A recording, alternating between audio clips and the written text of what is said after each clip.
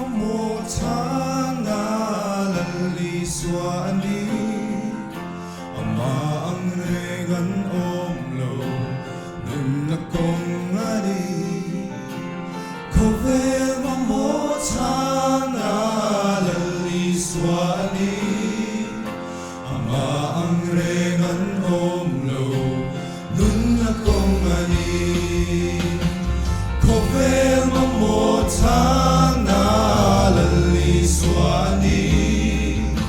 Ama ang rengan omlo nun akong ani Khawvel Mamawh Chhanna Isua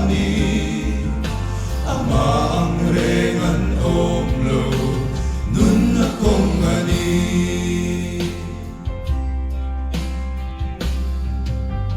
Itin lung chung rilla Than lâu zo na te Inun hui zong te vangin Inun a cha ven ni Nun kong dik chu i zong em ni Sa tuan en nun na tu Ai hi thiên lung in lâu xia la Isua kong ani Khawvel Mamawh Chhanna Isua Ama ang rengan omlo nun akong ani Khawvel Mamawh Chhanna Isua Ama ang rengan omlo nun akong ani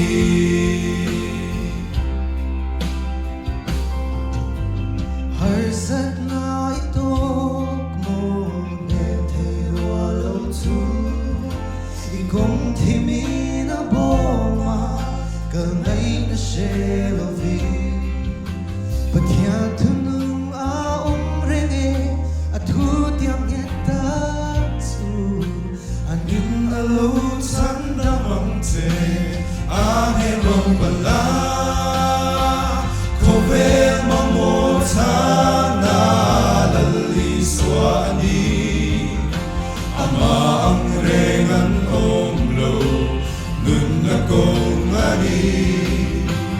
Khawvel Mamawh Chhanna Isua Ama ang rengan omlo nun akong ani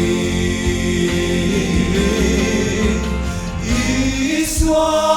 nun akong ani kung dang renga omlo sa tuan nun akong ani Isua nun akong ani kung dang renga omlo sa tuan nun akong ani Khawvel Mamawh Chhanna Isua Ama ang rengan omlo nun akong ani Khawvel Mamawh Chhanna Isua Ama ang rengan omlo nun akong ani